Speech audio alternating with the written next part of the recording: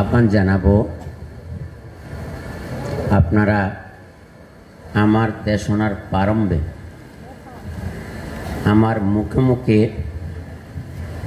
কিছু বাণী উচ্চারণ করুন।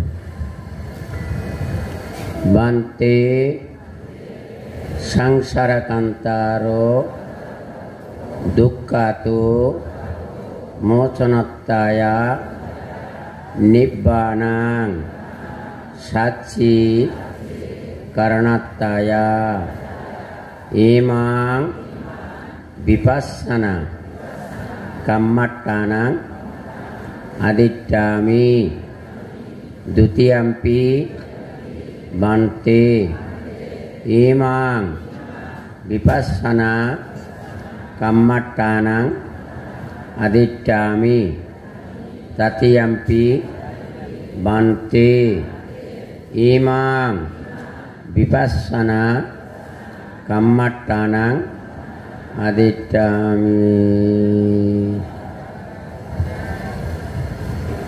আপনারা যে যেখানে বসেছেন প্রত্যেকে বামাতের উপর ডান হাত রেখে মেরুদণ্ড সোজা করে এই দুর্লভ জীবনকে বাঁচানোর যে মহা উপাদান শ্বাস স্বাভাবিকভাবে গ্রহণ করতে পারছেন কিনা একটু পর্যবেক্ষণ করুন। শ্বাস গ্রহণের পর কতটুকুতে শ্বাস উত্থিত হয়ে অবস্থান নিয়েছে, সেই অবস্থান থেকে শ্বাসটা স্বাভাবিকভাবে ফেলতে পারছেন কিনা একটু অনুসন্ধান করুন। হয়তো অনেকে বলতে পারেন, মানতে আজকে তো দানোত্তম কঠিন শিবর দানসভা, আপনি হঠাৎ করে আমাদেরকে কেন এই নীতি নিয়ম পর্যবেক্ষণ করার জন্য নির্দেশনা প্রদান করছেন? তার কারণটা হচ্ছে এই, আমার প্রায় 53 বছরের ব্রহ্মচর্য জীবনে টেকনাফ থেকে তেঁতুলিয়া, তেঁতুলিয়া থেকে টেকনাফ, ভারতবর্ষ সহ বিশ্বের অনেক দেশে বুদ্ধের অমৃতময় সদ্ধর্ম বাণী দেশনা করার সুযোগ এবং সৌভাগ্য হয়েছে। পরম পুরুষ আমাদের পরম কল্যাণ মিত্র সাধক শ্রেষ্ঠ আর্য পুরুষ বনবান্তের পুণ্যতীর্থ বৌদ্ধ বিহারে বনবিহারে এবং রাজগুরুবান্তের রাজবনবিহারে সহ এমন কোনো পবিত্র স্থান 3 পার্বত্য জেলাতে নেই যেখানে আমি আপনাদের আন্তরিক আহ্বানে পদচারণা করিনি। আমি এর থেকে অনুসন্ধান করে আমার মনের অনুভূতি এবং ভাবাবেক্ষে একটু পরিবর্তন করার চেষ্টা করেছি, যার পরিপ্রেক্ষিতে আমি সত্যক্রিয়া তথা অধিষ্ঠান করে কেন কি কারণে এই অনুশীলনটা করবেন, আদৌ করা প্রয়োজন আছে কিনা নেই, সেই বিষয়ে একটু ধারণা দেওয়ার চেষ্টা করছি। সেই বিষয়টা কি, যেমন আজকে দান দিয়ে দানপারমী পূর্ণ করেছেন, শীল গ্রহণ করে শীলপারমী পূর্ণ করেছেন, কিন্তু ভাবনাটা আপনি কেন করবেন কি কারণে করবেন, কার জন্য করবেন, এর সুফল কি আমরা কি অনুসন্ধান করি? তাহলে দান সারা বছর করবেন, শিল সারা বছর নেবেন, অনেকে ভাবনা করে, কিন্তু আগামীকাল থেকে এই বিহারে তো আর কঠিন চিবর দান হবে না। তাহলে দাতাগণ আগামীকাল থেকে 366 দিন কি করবেন? আজকে শুদ্ধ 365 দিনে 1 বছর, আজকে যখন চলে গেছে আর পাচ্ছি কতদিন? 366 দিন। এই দিনগুলোতে আমি কি করব? আমার করণীয় কর্তব্য কি? দানশীল ভাবনা বিভিন্ন জায়গাতে করতে পারবেন, কিন্তু আমার দৈনিক কর্তব্যটা কি সেটা কি আমরা জানি? জানার চেষ্টা করি? না করার কারণে, না জানার কারণে প্রথম আমার কয়েকটা বিষয় জীবন দর্শনকে ভিত্তি করে অপরিহার্য। সেই বিষয়টা কি? আমি সর্বপ্রথম আত্মশুদ্ধি আনয়ন করতে পেরেছে কিনা, ফ্রেশ মাইন্ড, পরিষ্কার মনের অধিকারী কিনা। আপনি ধর্মসভাতে এসে চিন্তা করেছেন? সাদা কাপড়ে কালো কালির দাগ দেখা যায়, কালো কাপড়ে কালো কালির দাগ দেখা যায় না। তাই কালো কাপড় নিয়ে, ময়লাযুক্ত কাপড় নিয়ে নিজে স্বস্তি পাবেন, আনন্দ পাবেন, প্রশান্তিতে অবস্থান করবেন, নাকি বিহারে যেতে পারবেন, নাকি নিজের বাড়িতে প্রবেশ করবেন, নাকি আত্মীয় স্বজনের বাড়িতে যাবেন? যেহেতু আমি আর পরিধীয় বস্ত্রটা স্বচ্ছ নয়, নির্মল নয়, পরিষ্কার পরিচ্ছন্ন নয়, মাঝে মাঝে সেই বস্ত্র থেকে দুর্গন্ধ বের হয়, তাহলে সেটা আপনার কাছেও গ্রহণযোগ্যতা নেই, অন্যের কাছেও গ্রহণযোগ্যতা নেই। তাহলে আর পুণ্যময় অনুষ্ঠানে এসে, পুণ্যতীর্থে এসে পরিষ্কার বস্ত্র তুল্য মনটাকে পরিষ্কার করতে বা বিশুদ্ধ করতে পেরেছেন কিনা আত্মজিজ্ঞাসা করুন। এর যদি আশু সমাধান না হয়, আপনার কাছ থেকে আমি, আমার কাছ থেকে আপনি ভালো কিছু আশা করতে পারবেন না। তো পরিশুদ্ধ জীবন গঠন না করলে কি হবে না চিন্তা করেছেন? আত্মদর্শন হবে না। নো দাইসেল আত্মানাং বৃদ্ধি। তা আত্মদর্শনে যদি না হলো, তাহলে আপনি কি সম্পর্কে জ্ঞান লাভ করলেন, কি উপলব্ধি করলেন? যা জ্ঞাত হলে, যা বুঝতে পারলে আমি শুদ্ধ অশুদ্ধ কি চিহ্নিত করব, ভালো মন্দ কি চিহ্নিত করব, কুশল অকুশল কি চিহ্নিত করব, সম্যক জ্ঞান কি সেটা জানতে পারব। ইয়াতা ভূত ইয়ান দর্শনাং।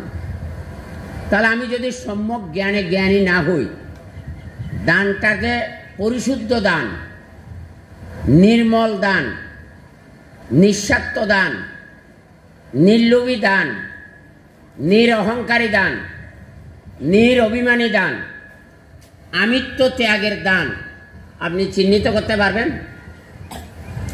তাহলে দান দিয়েও অনেক সময় দানের ফল পাচ্ছি না কেন? জানেন আমার সাথে একমত কিনা? তাহলে যেখানে আত্মদর্শন নেই, সেখানে কি আত্ম উপলব্ধি হবে?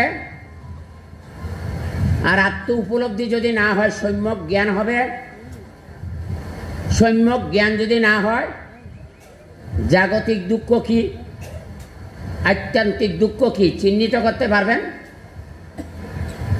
জাগতিক দুঃখ মানে কি? বিষয় বাসনা, কামনা বাসনা, তৃষ্ণার মায়া জালে আবদ্ধ হওয়া। তো সেটার অ্যাকশন রিয়াকশন কি, ক্রিয়া প্রতিক্রিয়া কি যদি না জানেন তাহলে সেখান থেকে আপনি সরবেন নাকি যুক্ত হবেন? তো যুক্ত যদি হন আসক্তি বাড়বে নাকি কমবে? তা আসক্তি যদি বেড়ে যায়, মায়ার বন্ধন আমাকে কি করবে?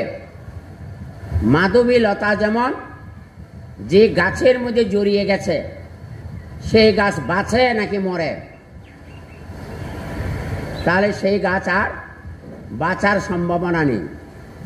তাহলে বৃক্ষটা হচ্ছে জড় পদার্থ, মানুষটা হচ্ছে চেতন পদার্থ। তো চেতন পদার্থের মধ্যে যদি মায়ার বন্ধন বা আসক্তি আমাকে জড়িয়ে ফেলে, ওই বৃক্ষটা যেমন বেঁচে থাকতে পারে না, আমাকেও বেঁচে থাকতে দেবে? তা বেঁচে থাকতে দেওয়া না দেওয়া মানে কি? আমি আত্মমুক্তির পথটা উন্মুক্ত করতে পারলাম না। তাই ভব সংসারে আমাকে গরুর গাড়ির চাকার মতো গুণ্যমান অবস্থায় থাকতেই হবে। তাহলে কত জন্ম গ্রহণ করেছি, আরো কত জন্ম গ্রহণ করতে হবে আমি আর আপনি কি নির্দিষ্ট করতে পারবো? তাহলে আমি যে দুঃখের মাঝে জন্মগ্রহণ করেছি, তাহলে সেই দুঃখময় সংসারে আমাকে আবর্তিত হতেই হবে। এই যদি আমার পরিণতি হয় তাহলে আমার আত্মদর্শন যথার্থ হয়নি, সম্যক জ্ঞান যথার্থ হয়নি। তাহলে আমার পক্ষে আপনার পক্ষে জাগতিক এবং আত্যান্তিক মানে মানসিক কষ্ট, মানসিক যন্ত্রণা, মানসিক দুঃখ আপনি আর আমি আক্রান্ত কিনা বলেন? সেটা নিজের কারণে হয়, পাশের প্রিয়জনের কারণে হয়, পারিবারিক কারণেও হয়, সংসার জীবনের সন্তান সন্ততি নাতি নাতনি ব্যয় ব্যয়নের কারণেও হয়। সাংগঠনিক কার্যক্রম করতে গিয়ে আপনার মতের সাথে অপরের মতের বিরোধ হচ্ছে, তখনও আপনাকে মানসিকভাবে কষ্ট দিচ্ছে কিনা বলেন?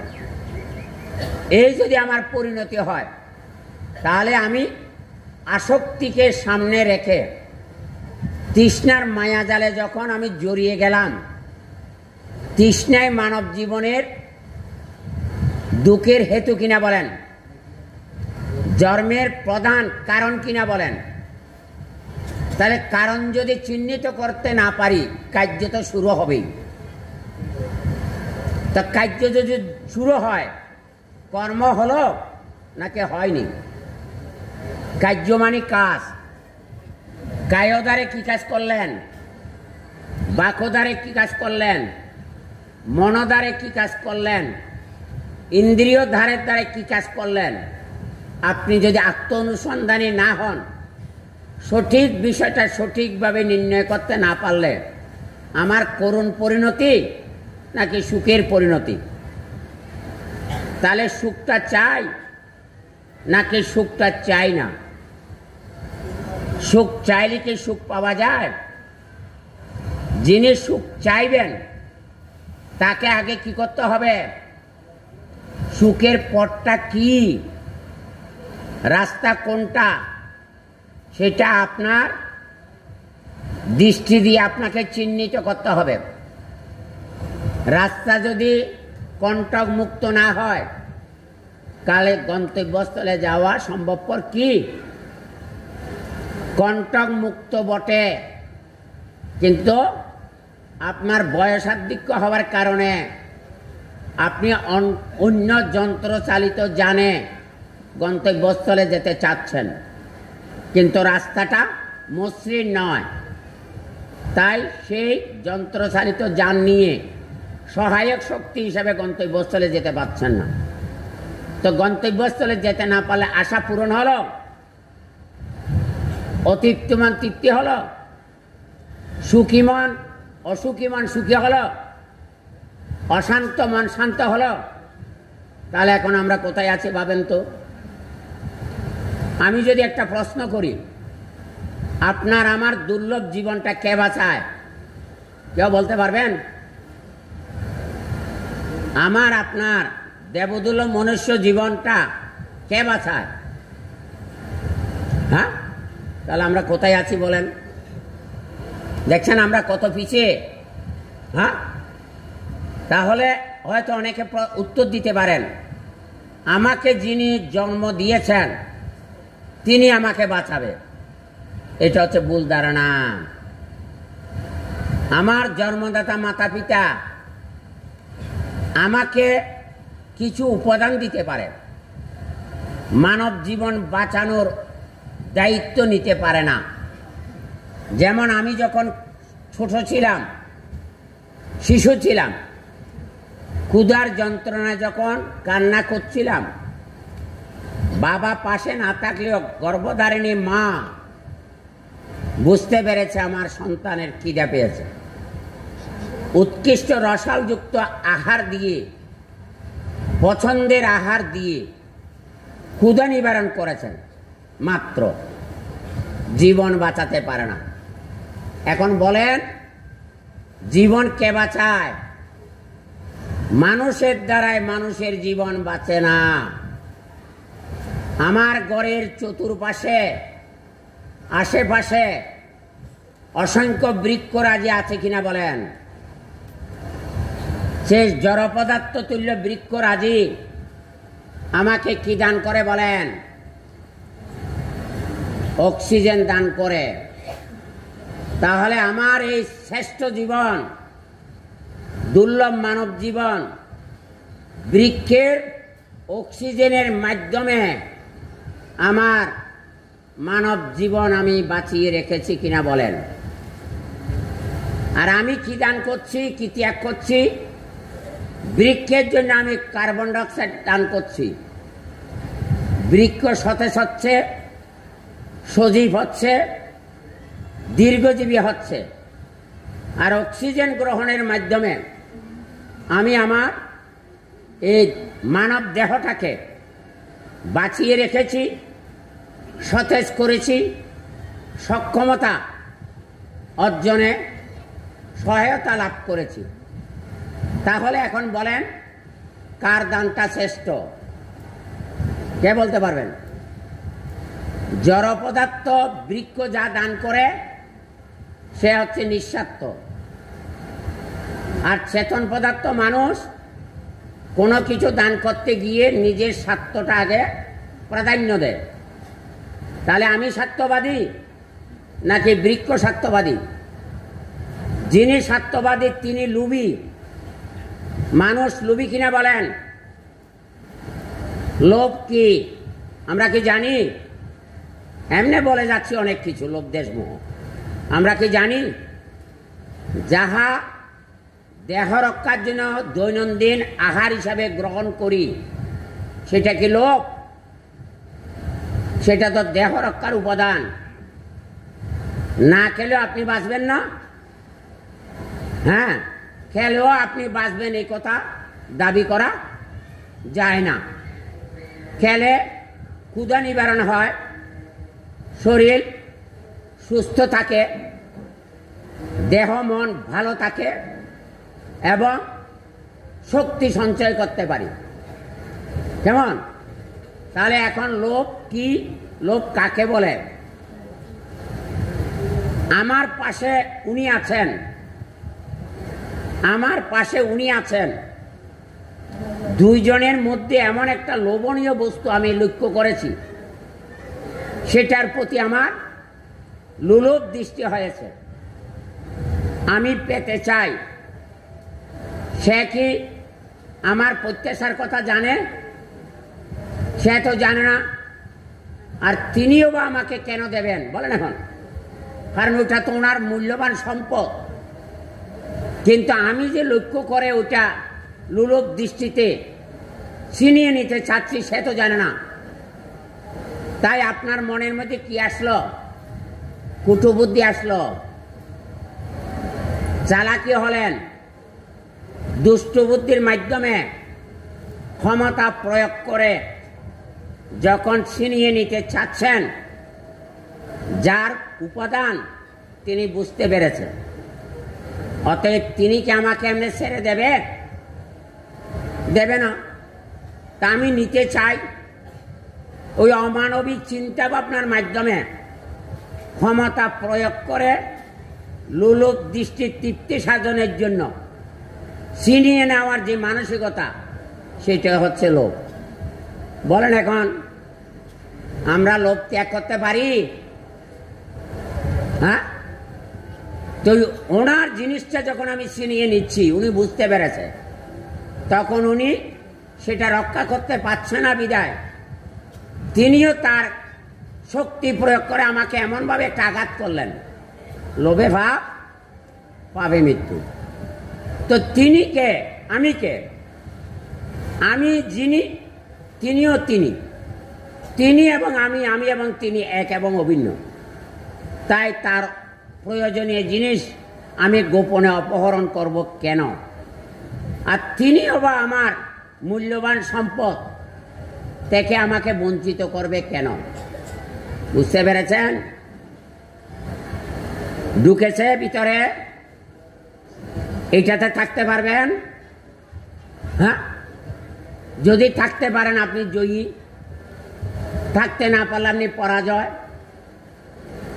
আর আপনি জয়ী হতে না পারলে অমানবিক, আপনি অকল্যাণকামী, আপনি বঞ্চিত কারক। আসেন, আমরা কোথায়? আমার খুব কষ্ট হয় যখন অন্য সম্প্রদায়ে যাই, ঘন্টার পর ঘন্টা ওদের সদ্ধর্ম রস পরিবেশিত হয়, কিন্তু তিন পার্বত্য এবং সমতলীয় বৌদ্ধদের মধ্যে আলাদা কোনো ধর্ম সম্মেলন হয় না, বিষয়ভিত্তিক আলোচনা হয় না।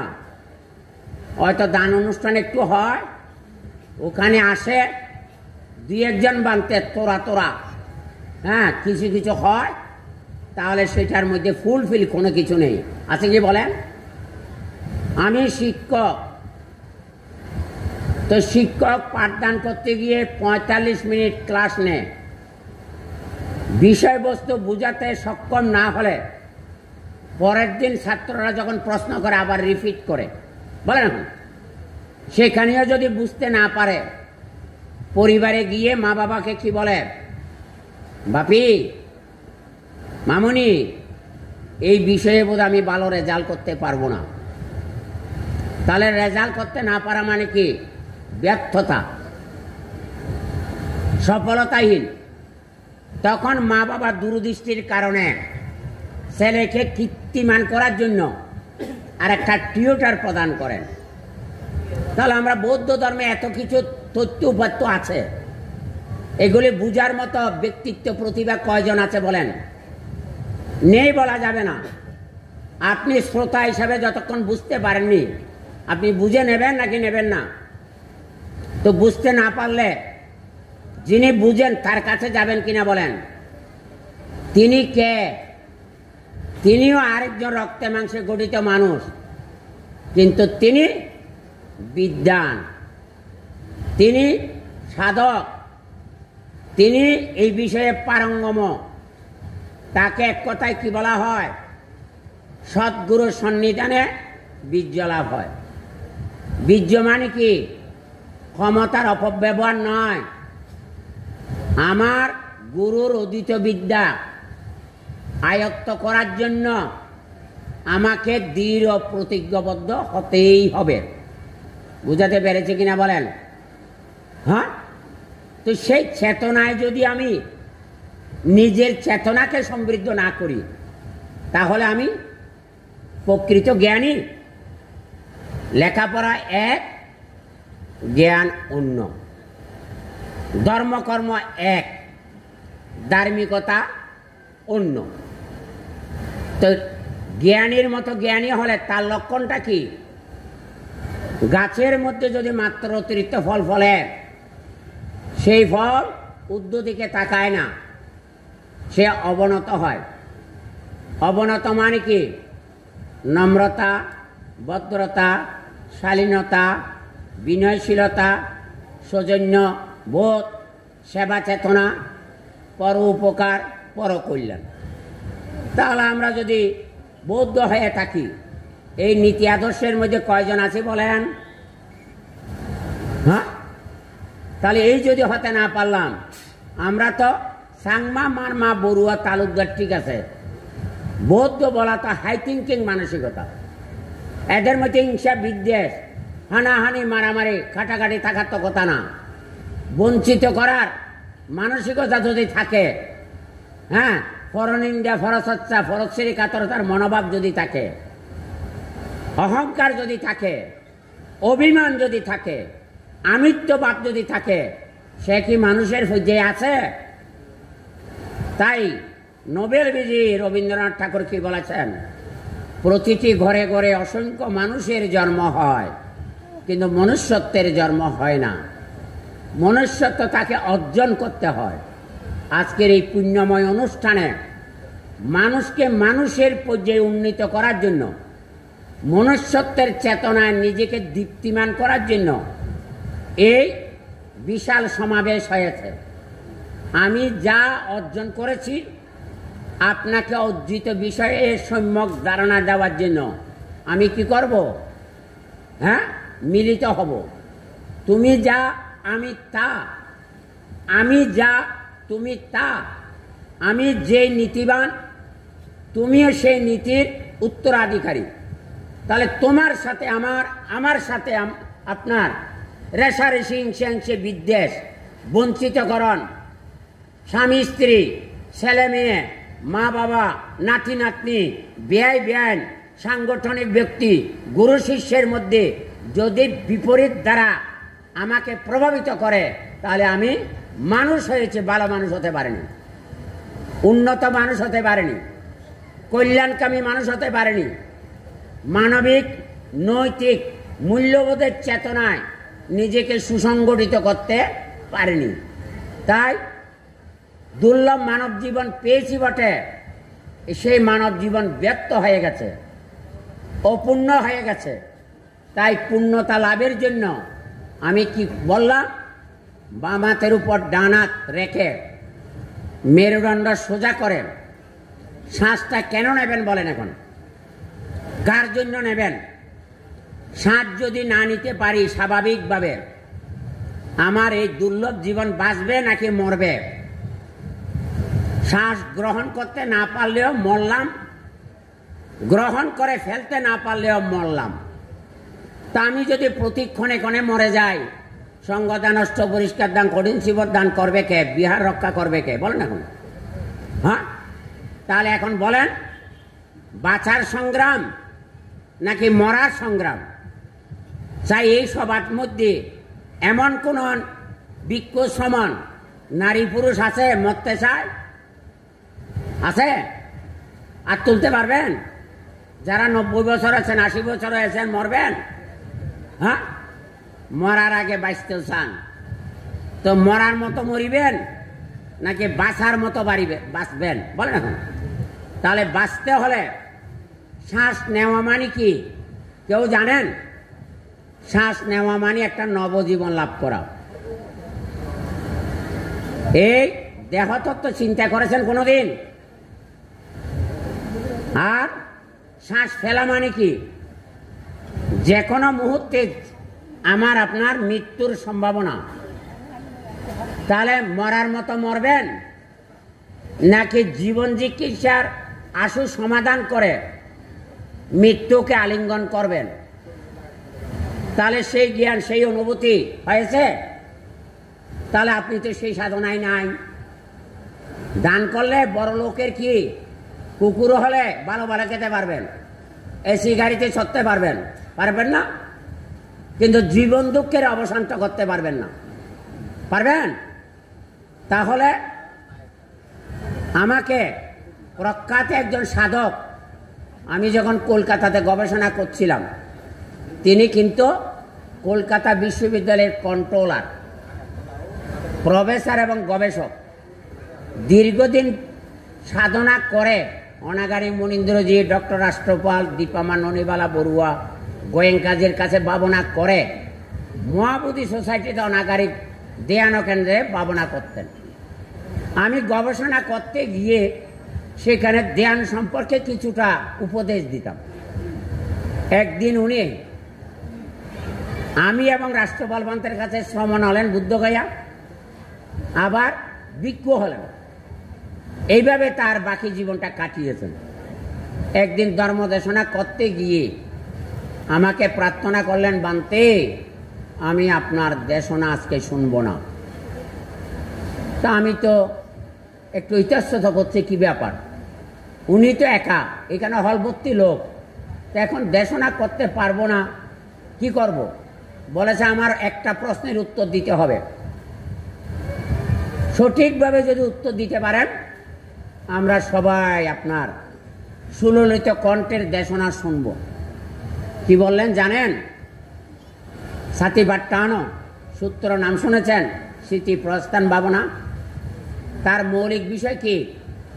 কায়, চিত্ত, বেদনা, ধর্ম। তিনি আমাকে প্রশ্ন করলেন, বান্তে আপনি যে শ্বাস প্রশ্বাস উদয় বিলয়ের কথা বলছেন, অর্থাৎ উৎপত্তি হচ্ছে আবার বিলয় হচ্ছে, এর মাধ্যমে কায়, চিত্ত, বেদনা, ধর্ম কি করে অনুভব করা যায়, সঠিকভাবে জানা যায়, আপনি ব্যাখ্যা করেন। 88 আমার বয়স কত? 88 আমি স্কলারশিপ নিয়ে কলকাতা বিশ্ববিদ্যালয়ে পড়তে গেলাম, তখন আর বয়স কত? হ্যাঁ, কিন্তু আমার গুরু ছিলেন উপসংহার সুগত বংশ মস্তবী। ওনার অনেক গ্রন্থ বই বের হয়েছে। প্রথম যখন আনন্দ বিহার প্রতিষ্ঠিত হয়, ওনার গুরু দার্শনিক বিশুদ্ধানন্দ মহাতের উনি সহ এখানে ছিলেন, এবং এই বিহারের বিহারাধ্যক্ষের সাথে আমার খুব নিবিড় সম্পর্ক। আমি ওনার আশীর্বাদ পুষ্ট। বিমল তিস্য বান্তে আমাকে খুব স্নেহ করতেন। তারপরে রাজগুরু বান্তে আমার উপসম্পদ আচার্য, বনবান্তে তো আমি শ্রাবণ জীবন থেকেই ওনার সাথে অঙ্গাঙ্গিকভাবে জড়িত। তো যাই হোক, এইদিকে যাচ্ছি না। আমার ক্লাস 7 থেকে আমার গুরুদেব প্রতিদিন আমাকে এগুলি প্রশিক্ষণ দিতেন, কিন্তু আমাকে বলতেন না এগুলি সমত ভাবনা, এগুলি বিদর্শন ভাবনা। কারণ আমি ক্লাস 7-এ, তখন বয়স কত, অর্থাৎ ভয় পাবো বিদায় বলতেন না। কিন্তু উনি এই ক্লাস 7 থেকে একেবারে অনার্স পর্যন্ত, মাস্টার ডিগ্রি পর্যন্ত প্রত্যেক দিন এগুলি আমাকে অন্যভাবে প্রশিক্ষণ দিতেন। পরবর্তী সময়ে আমি গোয়েঙ্কাজির ওখানেও গিয়েছি, রাষ্ট্রপাল পান্তের ওখানে গেছি, অনাগারিক মনীন্দ্রজির। তো এইগুলি চর্চা করতে করতে আমার গবেষণার বিষয় ছিল পটিসংবিদা প্রাপ্ত অরহত কি করে হয়, সেই বিষয়ের উপর। তখন এখানে যখন আমি গবেষণায় গেলাম, এতদিন যা উপলব্ধি করতে পারিনি, সেই বইটা বাংলা একাডেমি থেকে আমার 2বার এখন প্রকাশনা চলছে। ওরাই প্রকাশ করেছে। প্রথম প্রকাশনা 2010 সালে, এই কয়েক মাসের মধ্যে শেষ হয়ে গেছে। বৌদ্ধ দর্শনে প্রজ্ঞাতত্ত্ব বিমুক্তি মার্গ। বলেন এগুলি আমরা কে পড়ি? সম্প্রতি চট্টগ্রাম বিশ্ববিদ্যালয় থেকে বের হয়েছে দেহতত্ত্ব মনস্তত্ত্ব নিয়ে 450 পৃষ্ঠার ছবি সম্বলিত একটা গবেষণা গ্রন্থ। সেটা 2 মাসের মধ্যে সব গ্রন্থ অন্য সম্প্রদায় নিয়ে ফেলেছে। আমাদের সম্প্রদায় পেয়েছে কিনা আমরা জানি না। তখন আমি গোপালবাবুকে বললাম, গোপালবাবু আপনি বলেন তো দেখি, আপনি যতক্ষণ শ্বাস গ্রহণ করেননি ততক্ষণ শ্বাসনালীটা, শ্বাসনালী আছে না, শ্বাসনালীটা কি অবস্থায় আছে বলেন। তখন উনি থমকে গেলেন, আর কথা বলতে পারছেন না। তখন আমি ওনাকে বললাম, যতক্ষণ শ্বাস আপনি গ্রহণ করিনি তখন শ্বাস নালীটা ছিল সংকুচিত, সংকুচিত না? তো সংকুচিত বিষয়ের মধ্যে যখন বাইরের উপাদান শ্বাস প্রবেশ করছে তখন শ্বাসনালী কি হয়? প্রসারিত হয়। তো প্রসারিত হলে কি অনুভব হয়? সংকুচিত জিনিস যদি প্রসারিত হয় বেদনা অনুভব হয় না? তো বেদনাটা কাকে ভিত্তি করে? এই চমড়াচ্ছাদিত দেহকে ভিত্তি করে। তা আপনি এত বছর বয়সে অনেক কিছু জেনেছেন, আপনার দেহকে ভিত্তি করে এই যে অনুভব হচ্ছে সেটা কি আপনি জানেন? তো না জানা মানে আত্মদর্শন না করা, না জানা মানে আত্ম উপলব্ধি না করা, না জানা মানে সম্যক জ্ঞান উৎপত্তি না হওয়া। সম্যক জ্ঞান উৎপত্তি না হলে বিমুক্তি সুখ আপনার দ্বারাই আমার দ্বারাই অর্জন করা কোনোভাবেই সম্ভব নয়। তাহলে এই শ্বাস নালীর মাধ্যমে যে বায়ুটা প্রবেশ করলো, এই প্রসারিত হতে গিয়ে যেটা বেদনা হলো, তাহলে কোন দর্শন বলেন? বেদনা অনুদর্শন। কত প্রকার বেদনা অনুদর্শন? 108 প্রকার বেদনা অনুদর্শন। তারা ঘরে আছে হন এখনো? তো সংক্ষেপে বলি, সুখ বেদনা, দুঃখ বেদনা, উপেক্ষা বেদনা, সমনস্য, দুর্মনস্য। নরম কোমল যদি হয় তাহলে সুখ বেদনা, কঠোর কঠিন যদি হয় দুঃখ বেদনা। কে কাকে দুঃখ দিয়েছে বলেন? এখানে যুবক যুবতী ভিক্ষু সমান বলে কোনো কথা নেই, এর থেকে রেহাই পাবেন বলে রাখুন। তাহলে এইগুলি যদি না জানেন তাহলে আপনি বেদনাকে জয় করবেন কি বলে বলেন? তাহলে সুখ বেদনা, দুঃখ বেদনা, উপেক্ষা বেদনা সহ্য করতে পারছেন না, মেনে নিতে পারছেন না, তখন আপনি কি করলেন? ধ্যান ও চিত্ত নিয়ে তাকে কি বলবেন? তোমার কাজ তুমি করো, আমার কাজ আমি করো। তাহলে ওকে ছেড়ে দিলেন, আপনি আপনার দেহের ঘটনা কি সেগুলি অবগত হওয়ার জন্য স্থির চিত্ত, দমিত চিত্ত, শান্ত চিত্ত, একাগ্র চিত্ত, সমাহিত চিত্ত, ধ্যান চিত্ত। ধ্যান ছাড়া জ্ঞান নাই, জ্ঞান ছাড়া ধ্যান নাই। ধ্যান এবং জ্ঞান উভয় যার মধ্যে আছে আত্মমুক্তির পর উন্মুক্ত করতে সক্ষম। তাহলে এই বায়ুটা যদিও শ্বাসনালী দিয়ে প্রবেশ করেছে, কোথায় প্রবেশ করেছে? কায়ার মধ্যে। কায়া মানে কি? দেখো, কায়া অনুদর্শন কত প্রকার? 14 প্রকার কায়া অনুদর্শন আছে। বলেন এখন আরা হইতে না শিল সমাধি প্রজ্ঞা কম ইউ ঘরে। হ্যাঁ, হিমালয় ভারত কোনো দূরে নয় না। কারণ আরা ক্ষেত্র ইয়া অনুসন্ধান ন করি, বাইর ন করি, বাইর গরম পড়িব নাকি গরম ন পড়িব। তাহলে কায়ার ভিতরে প্রবেশের মাধ্যমে একদিকে বেদানু দর্শন আর একদিকে কায়ানু দর্শন। দেহের ধর্ম কি? প্রবেশ করা আবার বের করা, এটা দেহের ধর্ম কিনা বলেন? তাহলে আপনি যদি প্রজ্ঞা চক্ষে এই দেহের ভিতরে স্বভাবটা জানতে পারেন, কুস্বভাব সুস্বভাব, বলেন এখন, তাহলে কু হচ্ছে কুমানসিকতা, কুবুদ্ধি, কুপরামর্শ, হ্যাঁ, কুভাব, আর সু হচ্ছে সুদৃষ্টি, সুকর্ম, সুভাবনা, হ্যাঁ, সম্যক জ্ঞান। তাহলে স্বভাবটাকে জেনে যখন দেহটাকে আত্মশুদ্ধি করলেন, কুস্বভাবটা পরিহার, সুস্বভাবটা ধারণ করলেন। তো দ্বারে তৃতীয় ধর্ম ধারণ করে বলে ধর্ম। তো ধারণ করে যখন ধর্মটা বুঝতে পারলেন, স্বভাব ধর্ম, কুটা ত্যাগ করে সুটা গ্রহণ করলেন, তখন আপনি ধর্মানুদর্শন করেছেন নাকি করেননি? বলেন এখন। এই যে ধর্মানুদর্শন, তারপরে এইগুলিকে নিয়ন্ত্রণ করে কে বলতে পারবেন? হ্যাঁ, কায় বেদনা ধর্ম আর নিয়ন্ত্রণ করে কে? চিত্ত। চিন্তেতি চিত্তং, চিন্তা করে বলে চিত্ত, মনন করে বলে মন। বলেন এখন তাহলে কি চিন্তা করেছেন? কঠিন জীবন দান করবেন, মৈত্রীবিহারে আসবেন, শুভ চিন্তা নাকি অশুভ চিন্তা, মাঙ্গলিক চিন্তা নাকি অমঙ্গলিক চিন্তা, কল্যাণের চিন্তা নাকি অকল্যাণের চিন্তা, সুখের চিন্তা নাকি দুঃখের চিন্তা। তাহলে এই স্বভাব ধর্মকে যখন চিন্তার মাধ্যমে চিন্তেতি চিত্তং, চিত্তকে যখন স্থির করেছেন, সংযত করেছেন, দমিত করেছেন, তখন যোগ চিত্ত বৃত্তি নিরোধ। যোগাসনে যে বসেছেন, যোগাসনে বসলে কি হয়? চিত্তবৃত্তির নিরোধ হয়। নিরোধ নাম নিব্বাণাং, নিরোধের অপর নাম কি? নিব্বাণাং। নিব্বাণাং নিবৃত্তি বৃত্তং, একটা হচ্ছে বৃত্ত আর একটা হচ্ছে ব্যাপ্তি।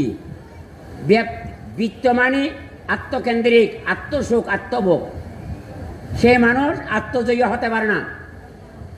আর নিবৃত্তি মানে নির্লিপ্ততা, নিরাসক্ত, নিরহংকার, নিরভিমানী।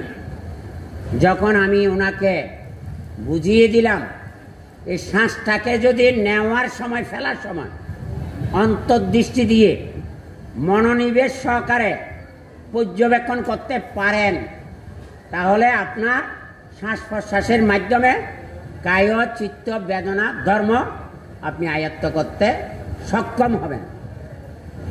তখন উনি হাত জোর করে বললেন, এত সহজ সরল ব্যাখ্যা আমার জীবনে আর কোনোদিন জীবন দর্শন থেকে পাইনি। যেমন আমার প্রেশার হয়েছে, শরীর খুব খারাপ, ছেলে মেয়ে স্ত্রী ডাক্তার ডেকে নিয়ে এসেছে, কিন্তু যখন প্রেশার মাপলেন, পারদ দেখে চিহ্নিত করলেন 140/80। কিন্তু কিছুক্ষণ পরে যখন আরেকটা ডাক্তার আসলেন, তিনি দেখলেন ওনার সাথে এনার মেলে না। কেননা আগের ডাক্তারের অন্তর্দৃষ্টি আর পরিশেষে যে ডাক্তারটা এসেছে তার অন্তর্দৃষ্টির মধ্যে আকাশ পাতাল পার্থক্য আছে। তিনি মনোনিবেশ সহকারে ওটাকে চিহ্নিত করেছেন, আর উনি ফারত দেখে চিহ্নিত করেছেন। রেজাল্ট কি একই হবে? তাই যিনি বা যারা সকাল সন্ধ্যা রাত্রে ভোর 5টার সময় উঠে আধা ঘন্টা ধ্যান করবেন, আপনি নিজেকে নিজে আত্মনিরীক্ষণ করতে সক্ষম হবেন, আত্মদর্শন করতে সক্ষম হবেন এবং বিমুক্তি লাভের পথ পরিষ্কার হবেন। নচেৎ যেই তিমিরে আছি সেই তিমিরেই আমাকে থাকতে হবে। তাই আপনাকে প্রতিনিয়ত দুইটা শক্তিকে কাজে লাগাতে হবে। একটা হচ্ছে আত্মদ্বীপ, দ্বিতীয় হচ্ছে ধর্মদ্বীপ। আত্মদ্বীপ মানে কি? এতক্ষণ লাইট ছিল না, এটা হচ্ছে আলো। আলোর আবির্ভাবে অন্ধকারকে বলতে হয়, ভাই তুমি দূরে সরে যাও। আলোর আবির্ভাবে অন্ধকার আপনাতে গোপনতা ধারণ করেছে। অন্ধকার গোপনতা ধারণ করার পরিপ্রেক্ষিতে ঘরের মালিকের কি বেনিফিট হয়েছে বলতে পারবেন? ঘরের মালিক যা দর্শন করার সিদ্ধান্ত নিয়েছেন, ওই আলোর সহায়তায় সে দর্শন করতে সক্ষম হবে। দ্বিতীয় কি বেনিফিট? তিনি যা উপভোগ করতে চাচ্ছেন তা আলোর সহায়তায় উপভোগটা নিরাপদ হবে কিনা বলেন? কারণ আপনি দেখে শুনে খাবেন তো আলোর মাধ্যমে, তো খাওয়াটা নিরাপদ না? নহলে মাছের মাথা সহ খাইলি আরে লাগিলি কেন? অনে খাইও নাকি অনারা খাইব? তো অনারা খাইলে অনেক মার্জন বাচ্চিও নাকি মর্জন, তো খাইতেও যায়নি তো মরি গিয়েন গুই, তো ওনারা চিনিবেন হরে, বুঝিবেন হরে, উপলব্ধিতে আনবেন কি করে বলেন? তাহলে সেই আলো আমার কাছে শ্রেষ্ঠ আলো নয়। আমার কাছে শ্রেষ্ঠ আলো কি বলেন না? জ্ঞানের আলো নয়, প্রজ্ঞার আলো। বলেন এখন জ্ঞান আলো মানে কি? আমরা অনেকে সরাসরি কি বলি, বৌদ্ধ ধর্ম হচ্ছে জ্ঞান প্রধান ধর্ম। এটা মানুষের সন্তুষ্ট করিবেলে হয়ে দেয়। বৌদ্ধ ধর্ম জ্ঞান প্রধান ধর্ম নয়, বৌদ্ধ ধর্ম হচ্ছে প্রজ্ঞা প্রধান ধর্ম। তাহলে এখন প্রজ্ঞা এবং জ্ঞান, জ্ঞান এবং প্রজ্ঞার পার্থক্য কি বলতে পারবেন? স্পিকার সম্পর্কে সাধারণ যেটা ধারণা সেটা হচ্ছে জ্ঞান, আর স্পিকারের ক্রিয়া প্রতিক্রিয়া সম্পর্কে সম্যক ধারণার নাম হচ্ছে প্রজ্ঞা। রবীন্দ্রনাথ ঠাকুর বুদ্ধের এই অমৃত বাণীকে সার্বজনীনভাবে ব্যাখ্যা করতে গিয়ে কি বলেছেন জানেন? নিজের আলোকে আলোকিত হতে জ্বালাও প্রজ্ঞা জ্যোতি, তোমারই সাধনা মুক্তির পথে আনিবে পরম গতি। রবীন্দ্রনাথ তো মহাপণ্ডিত না? তো তিনি তো সেখানে জ্ঞান শব্দটা উল্লেখ করেনি, তিনি উল্লেখ করেছে কিসের? প্রজ্ঞা। প্রজ্ঞা মানে কি? প্রকৃষ্ট রূপে যেই বিষয়টা যেভাবে জানা দরকার সেই বিষয়ের নামটাই হচ্ছে প্রজ্ঞা। তাহলে নিজের আলোকে আলোকিত জ্বালাও প্রজ্ঞা জ্যোতি, তোমার এই সাধনা। কিসের সাধনা বলেন? এখন কারো সাধনায় আমি নিমগ্ন নয়, আমি আমার সাধনায় নিমগ্ন হয়েছি নিজের মুক্তির জন্য। কে কাকে মুক্তি দেবে? কেউ কাউকে মুক্তি দেয় না, আপন মুক্তি আপনাতে। বুদ্ধ কি মুক্তি দেবে? মুক্তি দেওয়ার কথা বলেছে? বুদ্ধ বলেছেন আমি মুক্তির পথপ্রদর্শক। মুক্তি যিনি চাইবেন তাকেই মুক্তিটা অর্জন করতে হবে।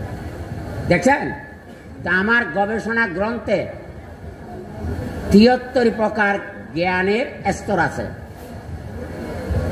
শেষ জ্ঞানের নাম কি? অনাবরণ জ্ঞান। আবরণ মানে আচ্ছাদন।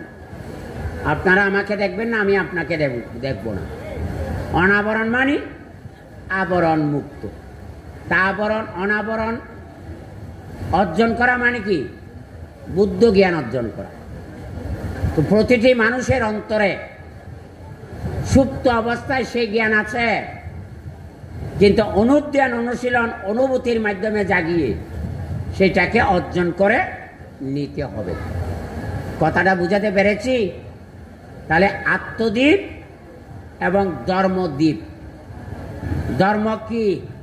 সঙ্গদান, অষ্টপরিষ্কার দান, বুদ্ধমূর্তি দান। কি বলেন তো দেখি? দ্বারে তিথি ধর্ম ধারণ করে বলে ধর্ম। কি ধারণ করবেন? যাহা সত্য, যাহা সুন্দর, যাহা মঙ্গল, যাহা কল্যাণ, যা আত্মদর্শনের পথ দেখায় সেটা হচ্ছে ধর্ম। ধর্মের দ্বিতীয় নির্দেশ কি? স্বস্বক্ষেত্রে নৈতিক দায়িত্ব কর্তব্য পালন। চাই বুকে হাত দিয়ে বলেন, সংসার তো রচনা করেছেন, স্ত্রীর প্রতি কতটুকু দায়িত্ব পালন করলেন? ছেলের প্রতি কতটুকু দায়িত্ব পালন করলেন? স্ত্রী স্বামীর প্রতি কতটুকু দায়িত্ব পালন করেছেন? মা বাবার প্রতি কতটুকু দায়িত্ব পালন করেছেন?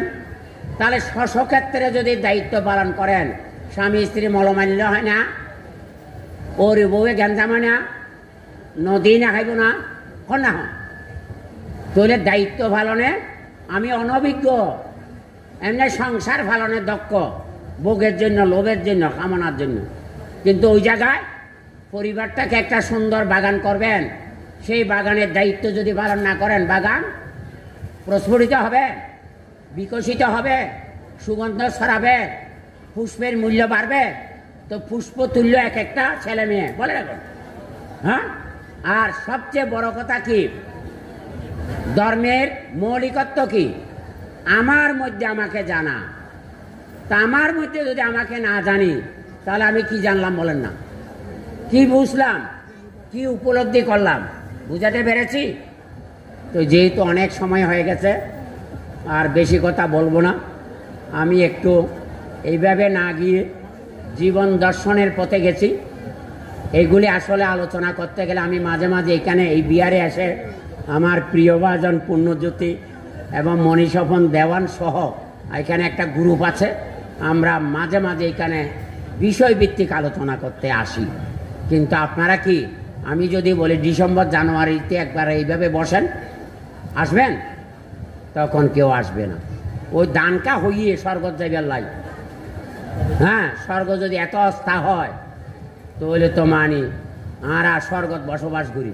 কিন্তু ওই স্বর্গ আনতে দরকার নাই। আমার কোন স্বর্গ দরকার?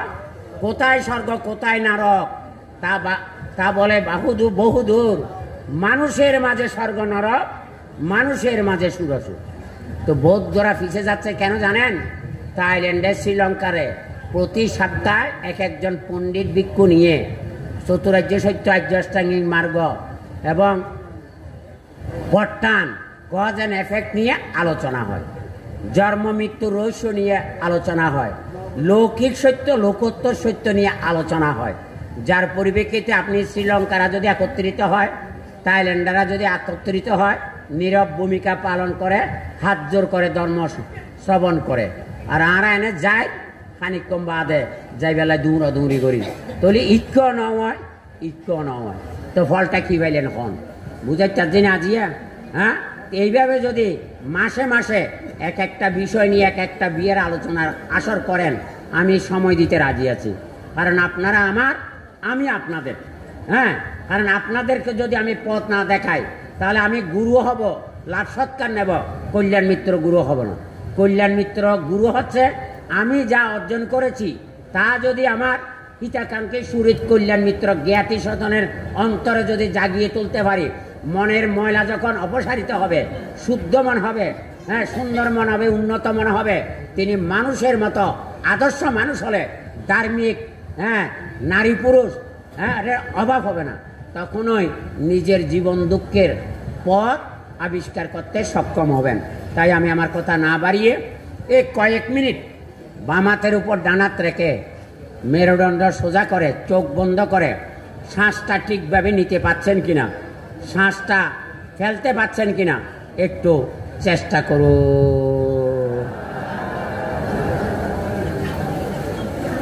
বাবা তো সর্বমঙ্গল। নীরবতার মাধ্যমে অন্যকে দর্শন না করে দেহ মনে কি অনুভূত হচ্ছে, শ্বাস প্রশ্বাসের মাধ্যমে আপনি আপনাকে জানার চেষ্টা করলেন। এটাতে কি মনে হলো বলেন তো? মনের মধ্যে একটু আনন্দ অনুভূতি আসেনি? একটু প্রশান্তি হয়নি? একটু সুখ অনুভূতি আসেনি? তো সুখ অনুভূতির মাধ্যমে শান্তি পাওয়া যায় নাকি পাওয়া যায় না? প্রতিটি পরিবারে যদি দৈনিক 10 মিনিট, আধা ঘন্টা, 1 ঘন্টা অনুশীলন করেন, যারা লেখাপড়া করে তারা যদি লেখাপড়ার আগে 10 মিনিট যদি বসে, তাহলে তাদের বহির্মুখী মন অন্তর্মুখী হবে, চঞ্চল মন পড়ালেখায় মনোনিবেশ হবে, তখন কনসেন্ট্রেশন যেতে গভীর হবে, তখন জ্ঞান আহরণটা সহজ হবে কিনা বলেন? তাহলে মেধাবী হবে, স্মৃতিশক্তি বাড়বে, আর মা বাবার সাথে আচার আচরণ খারাপ করতে পারবে না। আর আপনিও স্বামী স্ত্রী হিসাবে কেউ কাউকে খারাপ আচরণ করতে পারবেন না। এই চেতনায় যদি থাকেন, মা বাবার সেবা যত্ন পাবে, মা বাবার আশীর্বাদ পেয়ে আপনি ধন্য হবেন। তাই এগুলি চর্চা করার জন্য আহ্বান জানাচ্ছি। নিজের স্বার্থে, আমার স্বার্থে নয়, কারণ যার যেদিকে ধাপ তার সেদিকে লাভ।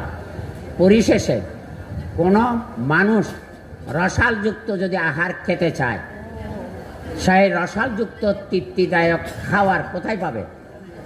ওই পুকুরে, না হলে নদীতে জাল ফেলতে হবে। জাল ফেলার পর কিছু মাছ যখন উপরে এসে গেল, জাল যিনি মেরেছেন তিনি জাল থেকে মাছগুলো জেরে জেরে যখন উপরে ফেলছে, তখন অবোধ প্রাণী মাছগুলা লাফালাফি করে নাকি করে না? কিসের জন্য করে? সে লাফালাফি করে যদি জলে যেতে পারে, তার জীবনটা ফিরে পাবে। কিন্তু তার মধ্যে এমন জ্ঞান নেই, তিনি যেখানে লাফালাফি করছে এখান থেকে আর জলে যাওয়ার কোনো সুযোগ আছে? যেখানে পড়েছে সেখানে মরবে। তদ্রূপ আমাদের সমাজের মধ্যে, আমাদের পরিবারের মধ্যে এমন কিছু কিছু মানুষ আছে, পরিবারের মধ্যে উচ্ছৃঙ্খল, কেমন, এবং অশান্ত লোভীভোগী হওয়ার কারণে ওই শান্ত পরিবারটাকে অশান্ত করছে, সুখী পরিবারটাকে অসুখী করছে এবং ত্যাগী পরিবারকে ভোগী করে ফেলেছে। তাই তিনি শেষ পর্যন্ত মৃত্যু ছাড়া আর তার কোনো গত্যন্তর নাই। তাই তীর নির্মাতা তীরকে সোজা করে নির্মাণ করে লক্ষ্য বস্তু ভেদ করতে বলে পরম আনন্দ পায় কিনা বলেন, পরম সুখ পায় কিনা বলেন। তাই দানীয় অনুষ্ঠানে এসে স্বীয় মনটাকে, স্বীয় চিত্তকে নিজের আয়ত্তে রেখে যদি আত্মদর্শনের কাজে যদি ধ্যানমগ্ন হতে পারেন, তাহলে আপনার মুক্তির পথ আপনার জন্য প্রশস্ত হবে। জনগণের কাছে আপনি জনপ্রিয়তা লাভ করবেন, শ্রদ্ধা সম্মান লাভ করবেন এবং আপনাকে নিজে গৌরব করবে, আমার দাদু ভাগ্যবান, আমার দাদু পুণ্যবান, আমার ঠাকুমা ধ্যান সমাধিতে জীবনটা অনেকটা উন্নত হয়েছে। তখন সে দৈন্য নরলোকে লোকে যারে নাই বলে মনের মন্দিরে নিত্য সেবে সর্বজন। তা আপনাদের ভিন্ন খাতে কথা বলার কারণে কে কিভাবে নেবেন আমি জানি না। আমি মনে করি দুঃখ থেকে যদি মুক্তি লাভ করতে চান, এগুলি সে যতদিন বেঁচে থাকেন ততদিন অনুধ্যান অনুশীলন করবেন, কিছুটা এগিয়ে যাবেন। এটাই আপনার জন্য জন্মান্তর। বীজটা কী হবে, সিদ্ধ হয়ে যাবে। সিদ্ধযুক্ত বীজ উপাদানযুক্ত ক্ষেত্রে দিলে আর অঙ্কুরিত হয় না। আপনার জন্মের বীজ বা আসক্তি বা তৃষ্ণা সমূলে যদি উৎপাদন করতে পারেন, তা আপনি তো অজর অমর অক্ষয় হবেন। সবার মঙ্গল সুখ কামনা করে, অশান্ত বিশ্বের শান্তি সুখ কামনা করে, ধৈর্য সহকারে আমার কথাগুলো যে শুনেছেন, বোঝার চেষ্টা করেছেন। আমার দাদারা অনেক অনিচ্ছা সত্ত্বেও বসে রয়েছে, বানতে বলছে কি করব, শরীরে তো পাচ্ছে না, তবু এমন এমন এটিএস পড়েছে যেটা উঠার কোনো সুযোগ নেই। এটাই হচ্ছে লাভ, এটাই হচ্ছে অর্জন, এটাই হচ্ছে অভিজ্ঞতা। তো সভাপতি প্রমুখ সবাইকে দেখে এত বেশি প্রশান্তি এবং আমার প্রিয়ভাজন যিনি এতক্ষণ দান নিয়ে কঠিন চিবরের ফল নিয়ে যে সুললিত কণ্ঠে যে কথাগুলো বলেছেন, আমার কার্যক্রমের সাথে এটাকে ফ্লাশ করে ফ্লাজে যদি ফ্লাশ করতে পারেন, তাহলে আপনার জীবন মাইনাস হওয়ার কোনো সুযোগ নেই। এই সত্যের মধ্যে আপনার জীবন সার্থক হোক, পরিপূর্ণতা হোক, এই শুভ কামনা করে, অশান্ত বিশ্বের শান্তি সুখ কামনা করে, সাধক শ্রেষ্ঠ বনবান্তে রাজগুরু বান্তে সহ বিমলেতিস্ব বান্তে এবং প্রয়াত তিলকানন্দ বান্তে সহ গুরুদের আশীর্বাদ পুষ্ট হয়ে আপনাদের ছোট্ট সেবক হিসাবে শাসন সদ্ধর্মের জাগরণে ভূমিকা রাখতে পারি, এই প্রত্যাশা রেখে আমার নাতি দীর্ঘ আলোচনা এখানে শেষ করলাম। জগতের সকল প্রাণী সুখী হোক, সুখী হোক।